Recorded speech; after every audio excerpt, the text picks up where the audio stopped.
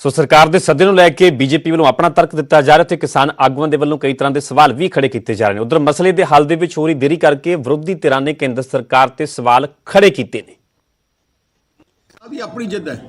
ਮੈਂ ਤੁਹਾਨੂੰ ਅੱਜ ਦੱਸਦਾ ਬੀਜੇਪੀ ਦੇ ਕਈ ਐਮਪੀ ਜਿਹੜੇ ਖਾਸ ਕਰਕੇ ਕਿਸਾਨੀ ਨਾਲ ਸੰਬੰਧ ਹੈ, ਮੇਰੇ ਨਾਲ ਉਹਨਾਂ ਦੀ ਗੱਲ ਹੋਈ ਹੈ, ਉਹ ਵੀ ਬੜੇ ਦੁਖੀ ਹੈ। ਮੈਂ ਜਦੋਂ ਅਸੀਂ ਪਾਰਲੀਮੈਂਟ ਵਿੱਚ ਜਦੋਂ ਮੈਂ ਹਰਸਿਮਰਤ ਕੌਰ ਬਾਦਲ ਦਾ ਅਸਤੀਫਾ ਅਸੀਂ ਅਨਾਉਂਸ ਕੀਤਾ ਸੀ, ਜਦੋਂ ਬੋਲਿਆ ਸੀ ਤੇ ਸਭ ਤੋਂ ਵੱਧ ਵਧਾਈਆਂ ਬੋਲਣ ਤੋਂ ਬਾਅਦ ਜੋ ਬੈਠਾ ਤੇ ਬੀਜੇਪੀ ਦੇ ਐਮਪੀ ਉੱਤਰ ਪ੍ਰਦੇਸ਼ ਦੇ ਐਮਪੀ ਸੀ, ਜਿਨ੍ਹਾਂ ਨੇ ਮੈਨੂੰ ਆ ਕੇ ਵਧਾਈ ਦਿੱਤੀ ਕਿ ਤੂੰ ਬਹੁਤ ਵਧੀਆ ਫੈਸਲਾ ਕੀਤਾ। ਬੇਸਿਕਲੀ ਗੱਲ ਹੈ ਹੁਣ ਬੀਜੇਪੀ ਪਾਰਟੀ ਵਿੱਚ ਵੀ ਆਵਾਜ਼ ਉੱਤੇ ਨਹੀਂ ਜਾ ਸਕਦੀ, ਇਹ ਜੀ ਹਾਲਾਤ ਹੈ। ਉਹ ਵੀ ਡਰਾਮਾ ਆਪਣੇ ਬੰਦੇ 4-5 ਬੁਲਾ ਕੇ ਉਹਨਾਂ ਜੇ ਪ੍ਰਧਾਨ ਮੰਤਰੀ ਉੱਥੇ ਜਾ ਕੇ ਕਿਸਾਨ ਨੂੰ ਮਿਲ ਸਕਦਾ ਗੁਜਰਾਤ ਨੂੰ, ਤੇ ਉਹਦੇ ਘਰ ਦੇ ਸਾਹਮਣੇ ਜਿਹੜੇ ਕਿਸਾਨ ਬੈਠੇ ਉਹਨਾਂ ਨੂੰ ਕਿਉਂ ਨਹੀਂ ਮਿਲ ਸਕਦਾ? ਭਵਿੱਖ ਦੇ ਵਿੱਚ ਮਤਲਬ ਕਿਆ ਸੋਚਦੇ ਵੀ ਇਹ ਕਾਨੂੰਨ ਵਾਪਸ ਹੋ ਜੂ ਜਾਂ ਨਹੀਂ ਸੀ ਹੋਣਾ ਕਰਨਾ ਪੈਣਾ ਨੂੰ ਕਿੰਨੀ ਦੇਰ ਰੋਕ ਲੈਣਗੇ? ਸਾਰਾ ਅਕਾਲੀ ਦਲ ਡੇਢ ਮਹੀਨਾ 2 ਮਹੀਨੇ ਜਿੰਨੀ ਦੇਰ ਰੋਕਣਗੇ ਉਨੇ ਤੇਜ਼ ਸੰਘਰਸ਼ ਹੋਊਗਾ। ਇਮੀਡੀਏਟਲੀ ਐਮਰਜੈਂਸੀ ਪਾਰਲੀਮੈਂਟ ਸੈਸ਼ਨ ਬਣਾਇਆ ਜਾਏ। ਦੁੱਖ ਇਸ ਗੱਲ ਦਾ ਹੈ ਕਿ ਜਿਹੜਾ ਸੈਸ਼ਨ ਵਿੰਟਰ ਹੋਣਾ ਸੀ ਉਹ ਵੀ ਉਹਨਾਂ ਨੇ ਨਹੀਂ ਕੀਤਾ। ਜਦੋਂ ਕੋਵਿਡ ਪੂਰੀ ਪੀਕ ਤੇ ਸੀ ਉਦੋਂ ਤੋਂ ਸੈਸ਼ਨ ਕਰ ਲਿਆ। ਹੁਣ ਜਦੋਂ ਲੋੜ ਸੀ ਸੈਸ਼ਨ ਦੀ, ਜਦੋਂ ਲੋੜ ਸੀ ਸੈਸ਼ਨ ਹੋਣਾ ਸੀ, ਕਿਸਾਨ ਦੇ ਇਸ਼ੂ ਬਹੁਤ ਦੇਸ਼ ਵਿੱਚ ਕਿਸਾਨਾਂ ਦਾ ਇਸ਼ੂ ਬਹੁਤ ਇੰਪੋਰਟੈਂਟ ਹੈ, ਉਦੋਂ ਜਾਣ ਕੇ ਉਹਨਾਂ ਨੇ ਅੱਗੇ ਕਰਤਾ। ਆ ਵੀ ਜਿੱਦਾਂ ਉਹਨਾਂ ਦੀ ਕਿ ਅਸੀਂ ਨਾ ਉਹ ਜਨਤਾ ਨੂੰ ਫੇਸ ਕਰ ਸਕਦੇ ਆ, ਨਾ ਪਾਰਲੀਮੈਂਟ ਨੂੰ ਫੇਸ ਕਰਨਾ ਚਾਹੁੰਦੇ।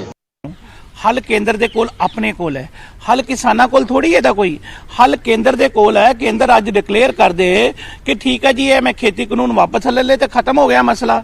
ਇਹ ਉਹਨਾਂ ਚਿਰ ਤੱਕ ਇਹ ਲਟਕਦਾ ਰਹੇਗਾ, ਇਹ ਕਿਉਂਕਿ ਉਹ ਚਾਹੁੰਦੇ ਹੈ ਕਿ ਇਹ ਕਿਸੇ ਤਰੀਕੇ ਦੇ ਨਾਲ ਇਹ ਮਸਲੇ ਨੂੰ ਲਟਕਾਇਆ ਜਾ।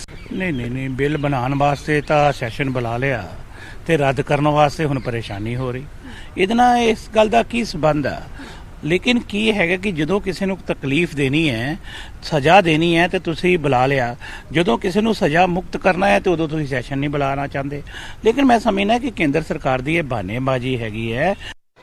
ਦੇਖੋ, ਮੈਂ ਸਮਝਦਾ ਕਿ ਕੱਲ ਜਿਸ ਤਰੀਕੇ ਦੇ ਨਾਲ ਕੇਂਦਰ ਸਰਕਾਰ ਨੇ ਕਿਸਾਨ ਜਥੇਬੰਦੀਆਂ ਨੂੰ ਚਿੱਠੀ ਭੇਜੀ ਹੈ, ਜਿਸ ਦੇ ਵਿੱਚ ਉਹਨਾਂ ਤੋਂ ਪੁਆਇੰਟਰਸ ਮੰਗੇ ਗਏ ਨੇ ਕਿ ਕਿੰਨਾ ਇਸ਼ੂਜ਼ ਦੇ ਉੱਪਰ ਉਹ ਦੁਬਾਰਾ ਡਿਸਕਸ਼ਨ ਕਰਨਾ ਚਾਹੁੰਦੇ ਨੇ ਔਰ ਤਾਰੀਖ ਮੰਗੀ ਗਈ ਕਿਹੜੀ ਤਾਰੀਖ ਉਹਨਾਂ ਨੂੰ ਸੂਟ ਕਰਦੀ ਹੈ। ਮੈਂ ਸਮਝਦਾ ਕਿ ਵੈਸੇ ਤਾਂ ਡਾਇਲੌਗ ਹੈ, ਜਿਹੜਾ ਗੱਲਬਾਤ ਹੈ, ਉਹ ਇੱਕ ਵੈਲਕਮ ਸਟੈਪ ਹੁੰਦਾ ਤੇ ਇਹਦੇ ਨਾਲ ਵੱਡੇ ਵੱਡੇ ਮਸਲੇ ਨੇ ਜਿਹੜੇ ਉਹ ਹੱਲ ਹੋ ਜਾਂਦੇ ਹੁੰਦੇ ਨੇ।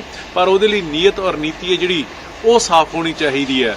ਕਿਸਾਨ ਜਥੇਬੰਦੀਆਂ ਪਹਿਲੇ ਦਿਨ ਤੋਂ ਹੀ ਇੱਕੋ ਗੱਲ ਇੱਕੋ ਮੰਗ ਕਰਦੇ ਆ ਰਹੇ ਨੇ ਕਿ ਇਹ ਤਿੰਨੇ ਕਾਲੇ ਕਾਨੂੰਨ ਮੁੱਢੋਂ ਰੱਦ ਹੋਣੇ ਚਾਹੀਦੇ ਨੇ, ਪਰ ਕੇਂਦਰ ਸਰਕਾਰ ਆਪਦੀ ਜ਼ਿੱਦ ਦੇ ਉੱਪਰ ਅੜੀ ਹੋਈ ਹੈ। ਸੋ ਮੈਂ ਕੇਂਦਰ ਸਰਕਾਰ ਨੂੰ ਬੇਨਤੀ ਕਰੂੰਗਾ ਕਿ ਤੁਸੀਂ ਆਪਦੀ ਜ਼ਿੱਦ ਛੱਡੋ ਔਰ ਕਿਉਂਕਿ ਤੁਸੀਂ ਬਹੁਤ ਸਾਰੀਆਂ ਸੋਧਾਂ ਲਈ ਮੰਨ ਗਏ ਹੋ, ਇਹਦੇ ਨਾਲ ਇਹ ਸਾਬਤ ਹੋ ਗਿਆ ਕਿ ਤੁਹਾਡੇ ਕਾਨੂੰਨਾਂ ਦੇ ਵਿੱਚ ਫਲॉज ਕਮੀਆਂ ਕਮਜ਼ੋਰੀਆਂ ਸੀਗੀਆਂ, ਜਿਹਦੀ ਵਜ੍ਹਾ ਕਰਕੇ ਤੁਸੀਂ ਇਹਨਾਂ ਸੋਧਾਂ ਦੇ ਲਈ ਮੰਨਿਓ। ਪਰ ਹੁਣ ਸਿਰਫ ਔਰ ਸਿਰਫ ਜ਼ਿੱਦ ਦੇ ਉੱਪਰ ਅੜੀ ਹੋਈ ਹੈ ਕੇਂਦਰ ਸਰਕਾਰ। ਇਹ ਜ਼ਿੱਦ ਛੱਡਣੀ ਚਾਹੀਦੀ ਹੈ ਕਿਉਂਕਿ ਲੋਕਤੰਤਰ ਦੇ ਵਿੱਚ ਲੋਕ ਵੱਡੇ ਹੁੰਦੇ ਨੇ।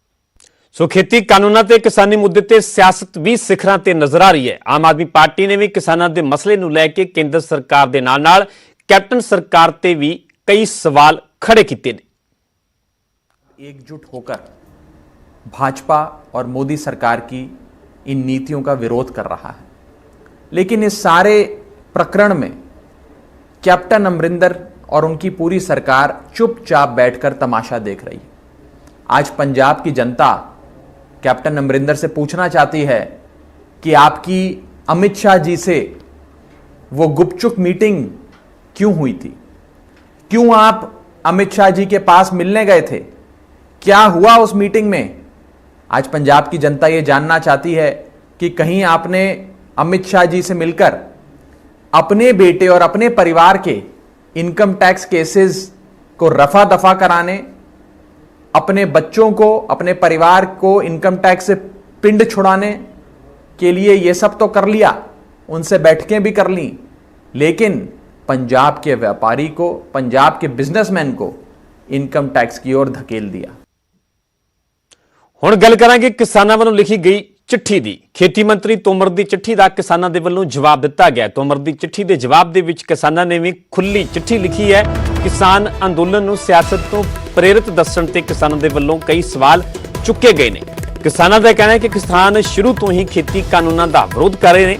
ਕਿਸਾਨਾਂ ਦੇ ਨਾਲ ਚਰਚਾ ਤੋਂ ਬਿਨਾਂ ਇਹ ਕਾਨੂੰਨ ਲਿਆਂਦੇ ਗਏ। ਕਿਸਾਨਾਂ ਦਾ ਇਹ ਪੱਖ ਹੈ ਕਿਸਾਨ ਅੰਦੋਲਨ ਪ੍ਰਤੀ ਅਵਿਸ਼ਵਾਸ ਦੀ ਸਥਿਤੀ ਪੈਦਾ ਕੀਤੀ ਜਾ ਰਹੀ ਹੈ। ਉੱਥੇ ਕਿਸਾਨਾਂ ਦਾ ਕਹਿਣਾ ਹੈ ਕਿ ਤੁਸੀਂ ਕਿਸਾਨਾਂ ਦੀ ਮੁਸ਼ਕਲ ਦੂਰ ਕਰਨ ਦਾ ਇਰਾਦਾ ਹੀ ਬਦਲਿਆ ਹੈ। ਇਹ ਸਭ ਕੁਝ ਲਿਖਿਆ ਗਿਆ ਹੈ ਕਿਸਾਨਾਂ ਦੇ ਵੱਲੋਂ ਲਿਖੀ ਗਈ ਚਿੱਠੀ ਨੂੰ ਲੈ ਕੇ। ਦਰਅਸਲ ਇਸ ਤੋਂ ਪਹਿਲਾਂ ਕੇਂਦਰੀ ਖੇਤੀਬਾੜੀ ਮੰਤਰੀ ਨਰਿੰਦਰ ਤੋਮਰ ਦੇ ਵੱਲੋਂ 8 ਪੰਨਿਆਂ ਦੀ ਖੁੱਲੀ ਚਿੱਠੀ ਕਿਸਾਨਾਂ ਦੇ ਨਾਮ ਲਿਖੀ ਗਈ ਸੀ, ਜਿਸ ਦੇ ਵਿੱਚ ਸਰਕਾਰ ਦੇ ਵੱਲੋਂ ਉਹਨਾਂ ਨੇ ਆਪਣਾ ਪੱਖ ਰੱਖਿਆ ਸੀ ਖੇਤੀ ਕਾਨੂੰਨਾਂ ਨੂੰ ਲੈ ਕੇ। ਤੇ ਹੁਣ ਕਿਸਾਨਾਂ ਦੇ ਵੱਲੋਂ ਇਸੇ ਚਿੱਠੀ ਨੂੰ ਲੈ ਕੇ ਜਵਾਬ ਵੀ ਦਿੱਤਾ ਗਿਆ ਹੈ। ਕੇਂਦਰ ਸਰਕਾਰ ਤੇ ਨਿਸ਼ਾਨਾ ਵੀ ਸਾਧਿਆ ਹੈ ਤੇ ਨਾਲ ਹੀ ਖੇਤੀ ਕਾਨੂੰਨ ਨੂੰ ਲੈ ਕੇ ਆਪਣਾ ਪੱਖ ਵੀ ਰੱਖਿਆ ਗਿਆ ਹੈ ਕਿਸਾਨਾਂ ਵੱਲੋਂ।